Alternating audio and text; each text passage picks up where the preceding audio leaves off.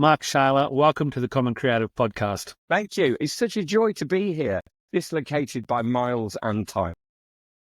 Mark, I wanted to just quickly get you to start by giving us a very quick, 1 minute or less, potted history about where you came from to where you are now as a sustainability and innovation consultant. So my name's Mark. I'm an expert in eco-design. I'm an expert in sustainability, creativity, processes, which feels weird in creativity and processes together, but it does help things. I'm an author. I've written 3 books, Do Disrupt, Do Present, and You Can't Make Money from a Dead Planet. I'm an occasional face on TV. I'm a dad. I'm a granddad. I squeeze myself into Lycra and ride my bicycle around like every other 50-odd-year-old man on a Sunday. And I blend creative thinking, sustainability, cultural heritage, mainly pop music, and innovation. And I try and weave this sharp narrative on creativity, collaboration, and sustainability. Wow, that is a fantastic potted history in 60 seconds or less. I just have to make a mental note to tell you a story about Lycra and Robin Williams, but we'll come to that later. Mark, look, there's so many things that we could cover here, and one of the things that I know, you wrote the book Do Present. One of the things I love about your book, and you teach presenting, and in the book you do your own illustrations, which are stick figures. And I love this whole idea, because, it's something that I preach to people about, this visual communication, that you're not getting fancy pictures. This is the way you draw, and you're making the image, and they tell the story. Tell me about that. It's a really good observation, and they're a bit more than stick figures. They're stick figures with some nuance, but you're broadly right, okay? So when I was 6, I was at school, and my friend was a really good drawer, Jason Wilborn, and he said to me, "You're a really bad drawer, and I'm really competitive." And I said, "No, I'm not. I'm better than you." I was not better than him. So he said to me, "Well, we'll have a drawing competition tonight, and the winner to be decided by his 2 best friends, and the winner will get a bag of Monster Munch." So that night I went home to my house, and this was the 70s. This would have been about 1975. And there was no internet, obviously, no book. So I had to draw a picture from my mind. And the picture he'd chosen to draw for us to draw was the Lone Ranger. Just cowboy, right, essentially. So I drew the cowboy, and it was a stick figure with a few embellishments, exactly like in my books. And as I was finishing it, my dad came home from work. My dad was a photographer, and he looked over my shoulder, and he did that classic thing that if we're not careful as parents, we tend to do. He looked over my shoulder and he said, "What's that supposed to be?" And I was kind of a bit baffled. I said, "It's the Lone Ranger, Dad. I've got a drawing competition with Jason Wilborn." And he said, "You'll lose that. Jason Wilborn's dad's a draftsman at Rolls-Royce. He's really good at drawing." He said, "Look, Mark, you're not the creative one." That means it's my brother, that is. "You're the rugby playing sciencey one." And I didn't take it like harshly. Dad didn't mean anything by it. He was just giving me life advice, right? Focus on this, not that. And I said, "Oh, okay, thanks." And so long and short of it, I lost the drawing competition. But I also then didn't draw until I was 26, until my oldest daughter was about 2. And I started to draw with her. And guess what? I drew like a 6-year-old. And I've got this saying, I use it all the time. And it's part of what I was going to talk about today, is that we are all creative. Some of us can sing, some of us can draw, some of us can make movies. But all creativity is, all it is, and it's a big thought this is, all creativity is imagining a world that hasn't arrived yet. Being able to bring that to life with pen and pencil, or microphone and voice, which we'll also come on to, or being able to bring that alive with a video camera, that's creative expression. But being creative is the original thought. Yeah. That's actually fantastic. And I didn't know that story, and we are going to get on to the singing thing. But when I was in first year architecture, and I could draw, and I still can draw, some days better than others, we had an assignment about Da Vinci. And I did a drawing on bond paper, really flimsy, the bank paper, the really thin paper, one of his portraits, self-portraits. Anyway, there was a guy in our year who was 25, and he graduated. He was Italian. He graduated from an art school in Florence, and he was an amazing drawer. And he came up to me and said, "You traced that?" And I knew I hadn't. So I said, Joe, you have given me the biggest compliment I've ever had, because I admire you as an artist, and for you to think I traced it, and it incensed him because he was convinced I traced it. And if you compare the two, you can see I haven't traced it, but I Yeah. kept it because it was on this old bank paper, and it's yellowed and it got stained and it's torn, and it looks like an original thing. So I really get that. Look, I love your summation about what creativity is. In fact, I was just writing about what creativity is before we got on. But let's jump to, because we were going to share stories about a humiliation around singing as children. In fact, our last guest, which we just published this week, or last week, he loves to sing, but he's going to write a book called A Semitone Out, because his friends all says he's always a semitone out. I love that. Well, I will in a second, but I'm going to pick up on a semitone out first. So one of my favourite sayings when I'm doing insight and I guess enterprise creativity work, not the green stuff, right? One of my favourite sayings, and I stole it from a friend of mine called Tara LeMay, is it's my job to be 2 standard deviations away from the norm, which is brilliant in creativity and insight. It's a bit shit in singing, and I am at least 2 standard deviations away from perfect pitch when it comes. So I love what he said. But my story is it's a similar story. You know, the 70s were brutal. We both grew up in them. They were brutal. And I remember singing in the school chorus. We were doing a play. Well, I would have been about 5 or 6 again, same kind of age. And I was singing with all my heart, right? Because I just thought loud was good, right? That's what I thought. Loud was good. So I'm giving it loads, and the headmaster, Mr. Thompson, was coming down the row of us with his ear. I mean, so humiliated. He had his ear to our mouths as he's walking down like that. And he came to me and he stopped. Well, he came past me, and then he came back. And he said, Shayler, I want you to mime. You're putting everybody off all around you. So it's not, I mean, that's awful, because it's not just me that can't sing. I'll take that. I'm so bad, but I've created a center of gravity that pulls everybody else's voice one half a waver out or whatever, half a tone out. And so I had to mime through primary school until the final year, actually. And then we had a new headmaster. I love this era of education. One of the kind of like turn the chair around backwards and sit on it, kind of shirt sleeves rolled up headmasters who was very, how are you feeling? I love all. And he listened to me sing, and he said, "Oh, you can sing. You've just got absolutely no confidence or technique.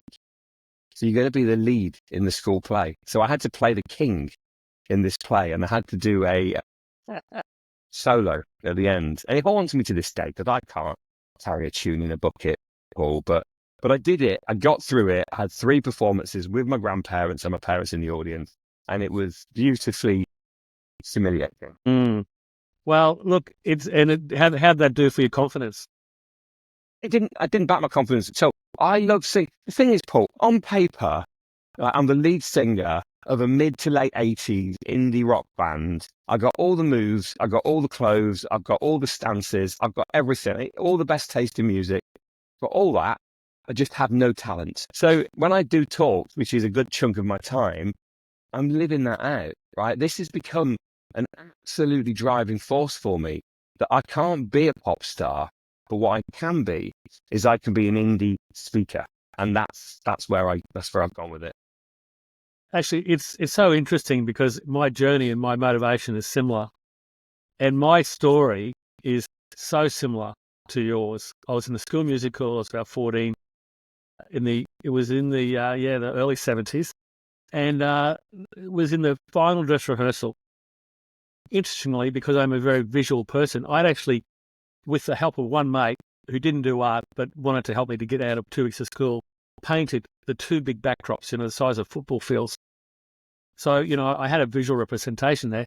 But during the final dress rehearsal, Pirates of Penzance, she stopped. Everyone, stop, you there in the blue, I'm dressed as a policeman. Yeah, no, everyone's parting and I'm at the back. She's going, you sing a few bars. She goes, oh my God, you can't sing. You have to mime. Same thing. Exactly the same. So, and look, I ended up having singing lessons in my 40s, and I would have had it earlier, but I had a friend who was, he's actually now a judge. He was a law student. He used to sing around in pubs. And we did a deal where I do him some posters, and he would teach me how to sing one song, Daydream Believer. And Good song. basically, Really good song. well, hard to sing apparently. And we didn't get the lesson. He was playing at a party. I turned up late, half cut. He convinced me to go up on stage. I got up and sang with him. He looked at me and said, "I'm reneging on our deal. You're unteachable." And so it took me another 20 years to have the courage, which you can read about in my upcoming book, to actually have some singing lessons, which is just as horrific. But yeah, it's really interesting, isn't it? That you know that they were so cruel and honest. But neither of you have gone on to have singing careers. But David Byrne from the Talking Heads, he was kicked out of the school choir because he couldn't sing, and he said, "Stuff it." If I have a role model, right?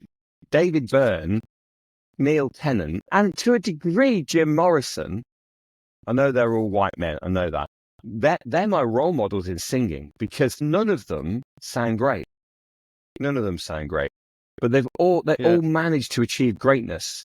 And it's an interesting. I thank you for your story because what you've done is you've reinvigorated my desire, urgency to have singing lessons. I did start a little bit with a guy called James Sills, who you will know, James Sills, and James is great, but doing it over Zoom is not the same. And so I'm going to go for. There's a guy around here who sings. I see his posters. What does he call himself? Voice talent coach. So I'm going to go and have a voice talent. He's a singing tutor. So I'm going to go and have a few sessions. Yeah, bugger it. Yeah, fantastic. I mean, James is fantastic, and I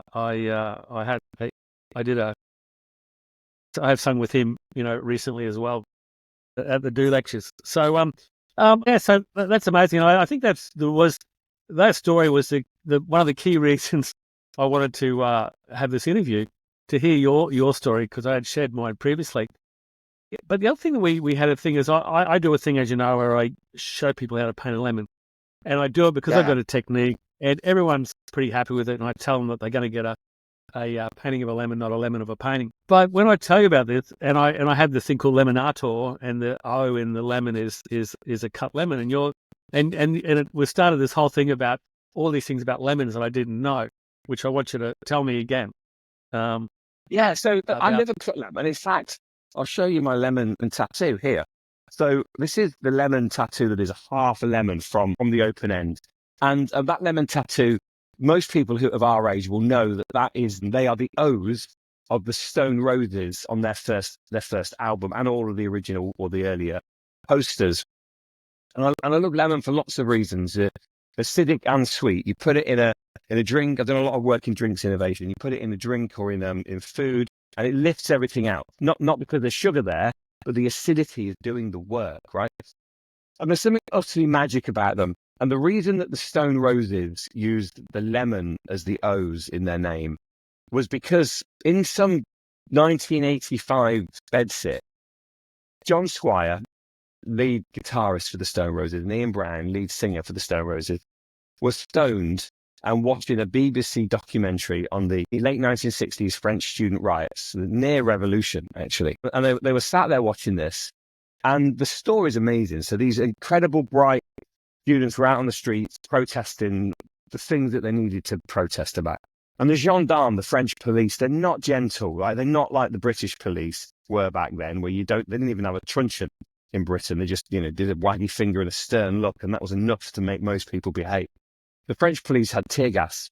So they were going into this conflict and they were throwing tear gas batons at these students.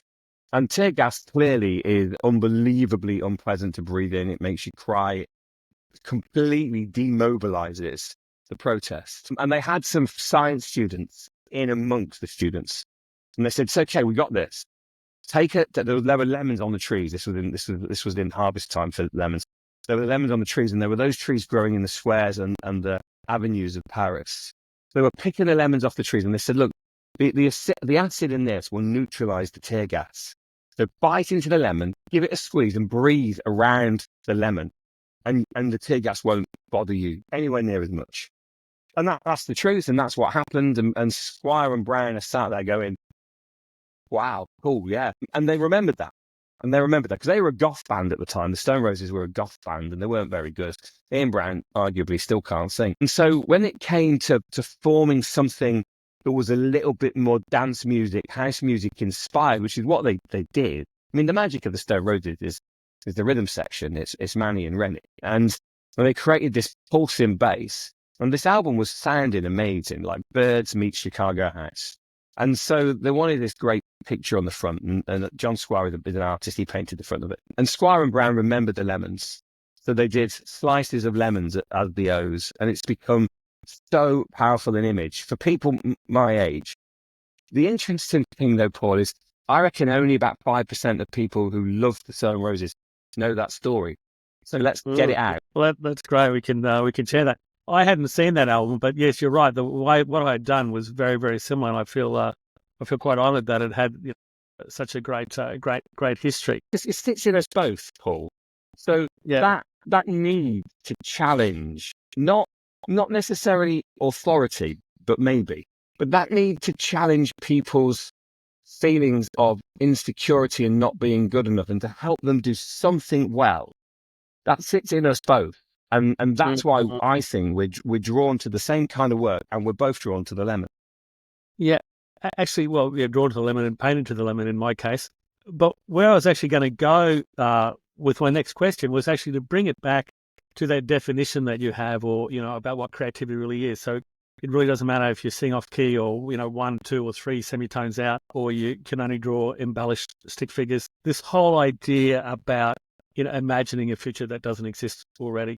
And I'm just really interested in, because I know you besides the innovation, the green stuff, there's stuff about teaching presentation and really encouraging to be creative. So I was really just, wanting you to unpack a little bit about how you get people to open up and be creative and tell their stories, because I know a big part of your presentation thing is around storytelling. Yeah, it is. It's an interesting one. It's a very well-timed question. So I ran a workshop last week in-house with a creative agency, and the presentation skills workshops, there's a tiny little bit of technique, how you stand, how you move, slides, fonts, speaking, pauses, all of that. That's important, right? And I do cover that. But the majority of what I cover is how to unpack a locked up version of yourself, how to unpack a part of you that you've been hiding. And you've normally been hiding it because somebody has said they don't like that bit of you. And that's either someone who, like my dad, who didn't want me to embarrass myself with drawing badly, or someone who is so in awe of that bit of you that rather than make them brighter, they will dull your shine. And so both of those things are gifts in a way, but they keep you safe at first, and then they keep you really small. So a lot of what I do is to unlock that constraining bolt, the constraining bolt in R2-D2 that kept the hologram in. I find it and I unlock it. Now, so they've got to go with me, right? Some people are like, that is a hurty place for them and they can't go back there. And I do a series of little meditations if we get to the more woo-woo side of what I do. I do a lot of executive coaching on this where we go back and we the stitches that have kept us down, right?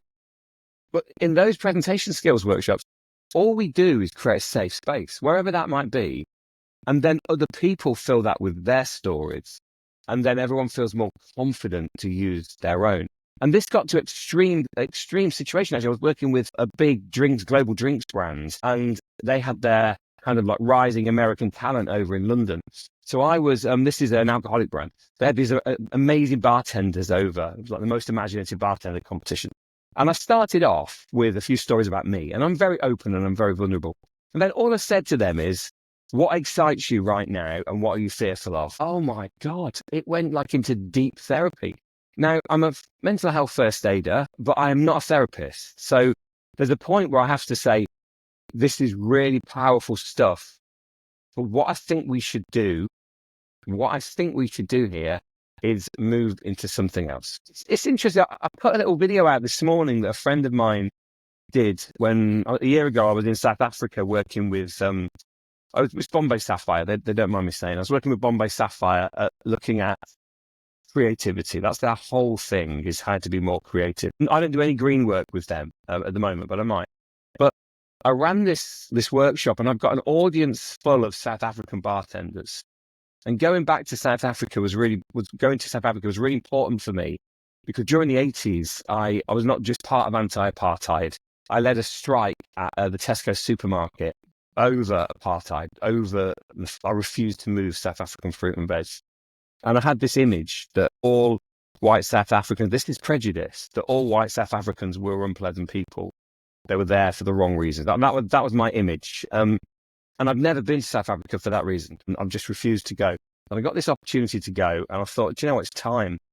And I went, and I had the most nourishing, incredible conversations with like-minded white South Africans. Everyone I met there was amazing, and probably 10% of the people I met there were white. But it was a really healing experience. But in the middle of one of the sessions, I talked a little bit about this kind of meditative approach to dealing with past demons, essentially. And this woman came up to me and said, I really need your help. I've got to go and deal with something. And so I spoke to the organizers and said, what should I do?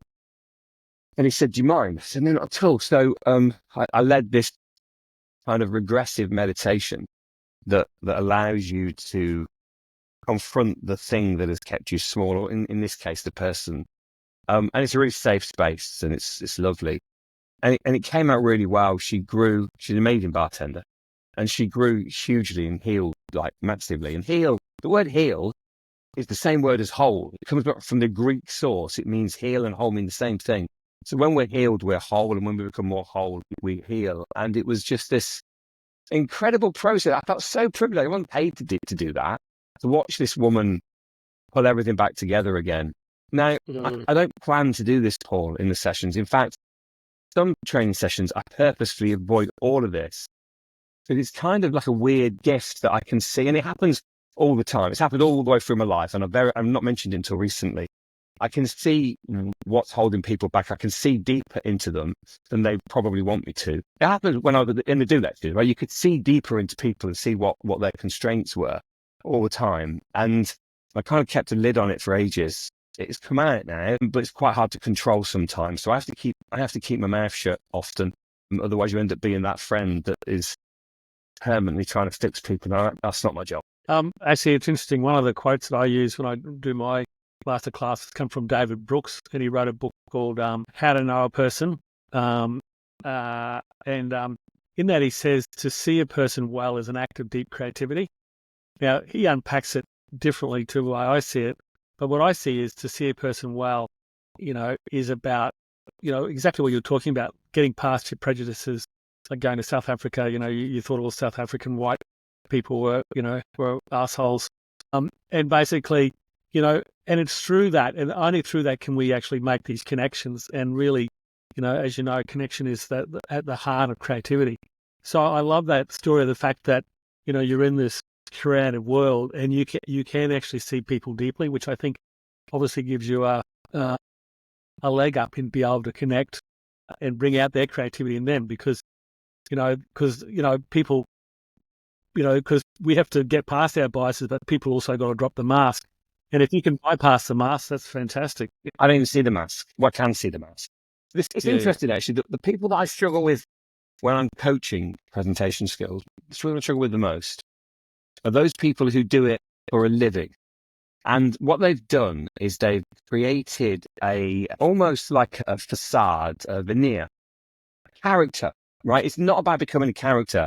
It's about giving a performance from the true you, right? That's what so I have to unpeel, take the varnish off, even though what they were doing was brilliant and they could get through life being that character with all of the kind of character traits that they have.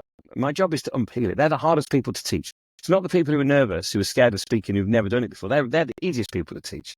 It's the people that are seasoned. That's the challenge. Yeah, actually, that is very interesting, isn't it? And as you say, it is that whole thing about being the authentic self. I just wanted to, you mentioned before about Leica, and I just wanted to tell you a story. I used to write a lot. I haven't written for about 10 years, but I used to do a lot of writing.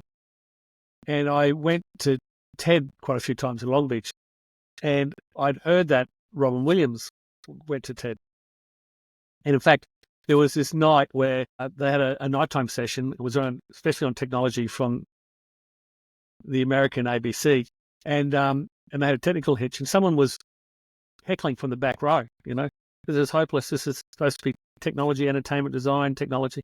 Anyways, Robin Williams. And he heckled away and got to the stage and did a 10-minute impromptu while they were fixing the technical issue. But anyway, I don't know if you know, but he used to ride with Lance Armstrong before he was disgraced.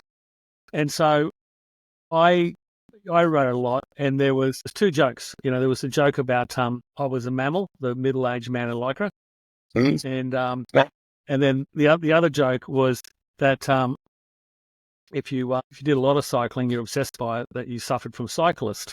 So I had the opportunity. Robin Williams was on the podium outside the theatre, and mate and I went up to him, and we got chatting. "G'day guys, how you going?" And then I said, "I believe you do a fair bit of riding. I just wanted to know that I have cyclist." And he went, "I don't know about that, mate. I'm a pedophile."